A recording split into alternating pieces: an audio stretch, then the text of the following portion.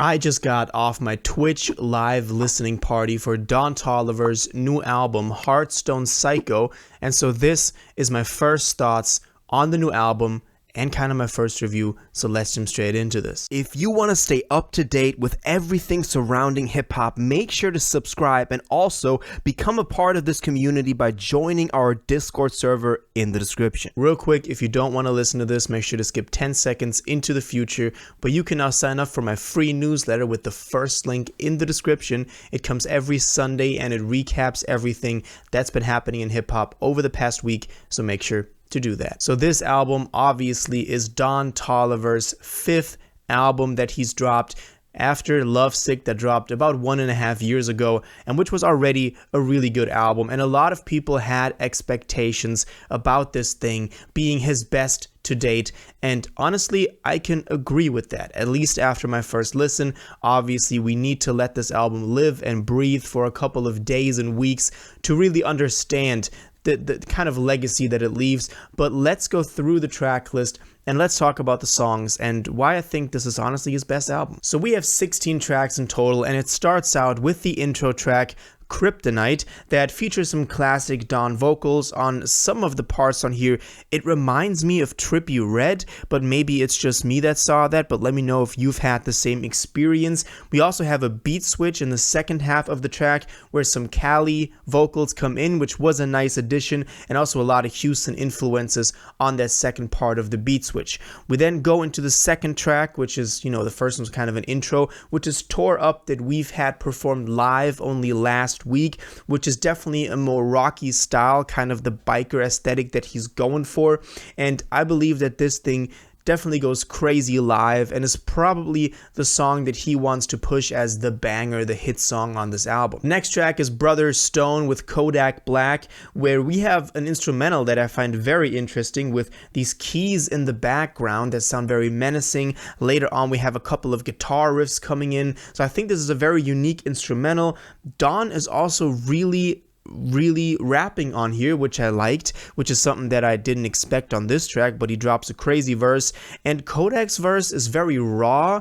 I don't know if I like it yet. It goes hard, but it's definitely something that I got to get used to. Let me know if you've had the same experience with that Kodak chorus or verse. Then the fourth track is Attitude, and this song just keeps getting better. I've talked about it quite a bunch in the rollout for this album, but the Charlie Wilson feature, the Cash Cobain production on here, I think it works perfectly together. Not a lot to say about this because we've had this as a single, but it just keeps getting better. I can only say that. The same goes for Bandit, which is the next track, which was the big lead-up single, also the biggest single so far, which is probably going to be the biggest hit off of this, maybe besides Tore Up, so not a lot to say about that either. Then the next track though, Glock, it has a really nice vocal sample or vocal chops in there. The synths on this track are also amazing. I really like that. It's a little bit slower, it's more mellow, and we really have some nice Don vocals. They're very smooth, they're very sitting in your ear nicely, so I really liked his vocal performances on here. Next up we have the track that probably most people are going to be very excited about, which was the Travis Scott feature on Ice Age, and thankfully it's not some stupid lame title that connects to "Oh, I Got Jewelry." No, Ice Age is actually very reminiscent of old Travis Scott. Travis carries this song very clearly. He's dominated by him, but he drops a very good verse the first half of the song. It kind of gives, as I said, those old 2013, maybe, but also up to 2015 Travis vibes. Don didn't add too much in the second half of the track, which I didn't like that much, but there was this one moment where Travis shouted out each Cactus Jack member and kind of made kind of a reference to his entire label, which could hint at Jack Boys 2 coming hopefully soon. I don't know, but that's what I'm hoping. Next up we have 4x4, which to me sounds like Don trying to be Travis. This is one of the two tracks that I don't like as much on here. He wants to do these dark vocal inflections, but it doesn't work that well. There is a hard beat switch on this in the last end though, which I really like, but all in all this wasn't a track that I was as convinced by as, all of the tracks up to this point. Then also a track which should be on everyone's radar and that should be in everyone's top 3 of this album, Purple Rain with Future and Metro Boomin, that duo. We have an epic intro on this thing, an epic production for Metro. All the little details in the instrumental is just stuff that you really love when you like Metro Boomin. So he definitely comes through on this song with his production as well. There's also a crazy sample on here, and it's kind of one of those mellow hard songs that we've also had on We Don't Like You, We Don't Trust You, and We Still Don't Trust You.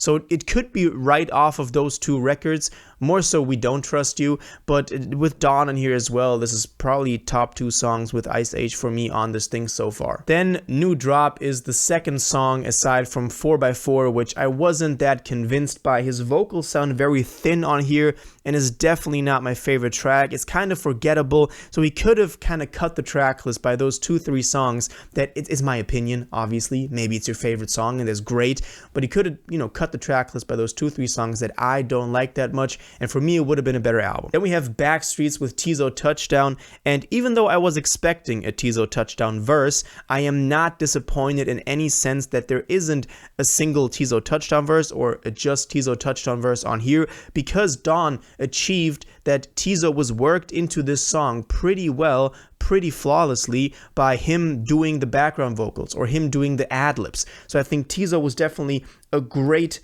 involvement in this track. The next one is Deep in the Water, the other third single that we've gotten. It doesn't stand out that much in this track list now, even though I liked it as a single and it's still a beautiful song on its own. But as I said, it doesn't feel as special. When you listen to it in the whole context of this record, doesn't mean it's a bad song. I'm just saying as a single, I liked it a little bit better. And then we have the second Travis Scott song on here that people were excited about, which is Inside, or You Part 2, which they've already performed live. I don't know if you've seen that, which Travis again carries, very smooth vocals again.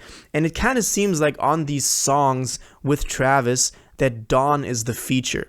And I would have wanted a little bit more presence from Dawn in both of the songs, so Ice Age and Inside, because he's just the verse, the second verse in the last half of the track. So that's one thing I gotta critique. Then we have 5 to 10 though, which, if you want to criticize this, could be a generic Don Toliver song. It's still beautiful though, and we have an outro where Drugs You Should Try It by Travis is playing, and we have somebody giving, Don Toliver some words of advice, which was very interesting. I don't know what that could hint to, but I thought that was a nice detail. Then Last Laugh, the second to last song, is also a really nice song. Kind of feels like his victory lap though, after he's done this amazing album. And the last track, the HARDSTONE National Anthem, is the outro for this. It features some very nice singing vocals from Dawn, and it concludes the album pretty well.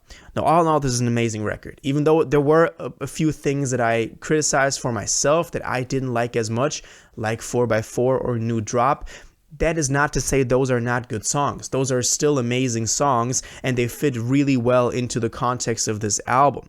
Now, he divided this album into 4 discs, so 4 discs of 4 songs, which I didn't quite understand because there wasn't a thematic or style-wise distinction between any of these, so I don't quite get why he made that decision. Let me know if you have any theories on this, but so far, I can honestly say this was, as a total package, his best song, with the most diversity in style. It's still sticking to one aesthetic of that rougher biker vibe that he was going for. So I gotta say, this is honestly my favorite Don Toliver album to date, and I really enjoyed listening to this. It never got boring. We had switch ups in there, we had exciting moments, we had little details in production or those Cali vocals in there again that really made it interesting to sit through this thing. And I think it's a nice record. It's a really good record. Now, if I had to give this a rating off of my first listen, obviously, I could drop a review in 3 weeks and give a more detailed expression, but I wanted to hop on after I just came off of Twitch to give my thoughts on this. My first impression, keep that in mind, would be a 7.5 out of 10. Let me say that. Okay. Now, aside from that, as I said, there was a live performance for Inside already, and there was a monster truck, a HARDSTONE monster truck being spotted in Houston, I believe. So a lot of things are still going on. Maybe we'll get some music videos for this as well. So let's see how this whole rollout and then aftermath of the album plays out.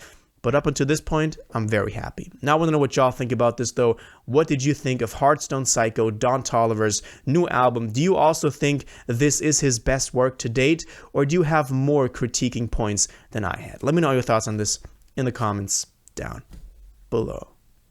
If you watched this video to the end and liked it, and you want to stay up to date with all current hip-hop events and releases, make sure to subscribe, turn on notifications, hit that like button, and go follow my social media, and most importantly, join my Discord in the description. Until the next one, you'll have an incredible day, and you'll take care.